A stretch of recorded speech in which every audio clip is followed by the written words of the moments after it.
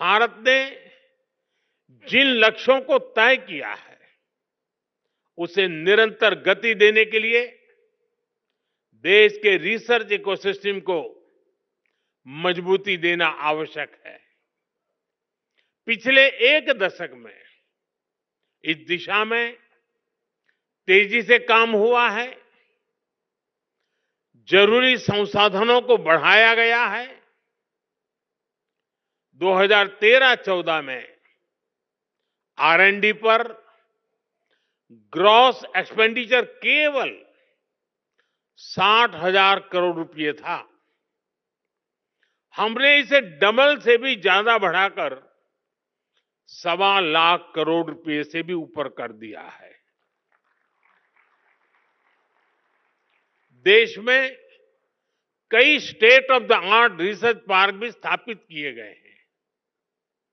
लगभग 6,000 उच्च शिक्षा संस्थानों में रिसर्च एंड डेवलपमेंट सेल्स की स्थापना की गई है। हमारे प्रयासों से देश में इनोवेशन कल्चर तेजी से विकसित हो रहा है। 2014 में भारत के 40,000 के आसपास पेटेंट फाइल हुए थे।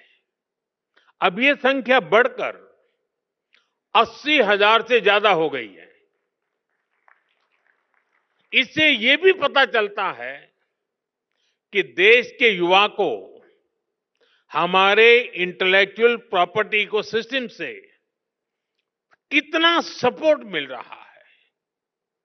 देश में रिसर्च कल्चर को बढ़ावा देने के लिए 50,000 करोड़ रुपए के अनुसंधान नेशनल रिसर्च फाउंडेशन की स्थापना की गई है।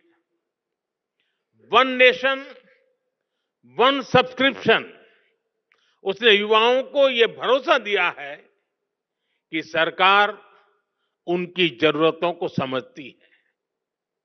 आज से इस योजना की वजह से उच्च शिक्षा हासिल करने वाले छात्रों की पहुंच वर्ल्ड क्लास रिसर्च जर्नल तक आसान हो गई है।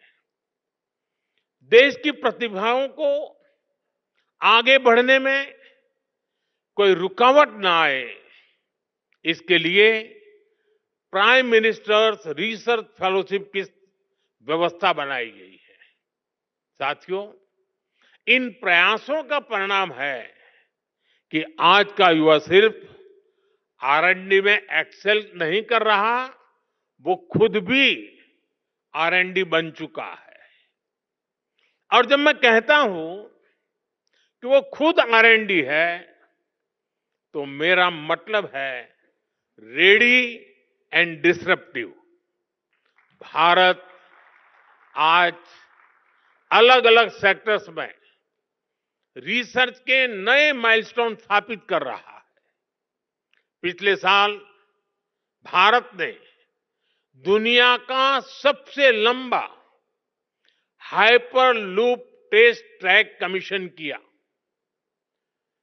422 मीटर का ये हाइपरलूप इंडियन रेलवे के कोलैबोरेशन से IIT मद्रास में डेवलप किया गया। IISc बेंगलोर के साइंटिस्ट ने भी एक ऐसी टेक्नोलॉजी डेवलप की है जो नैनो स्केल पर लाइट को कंट्रोल करती है।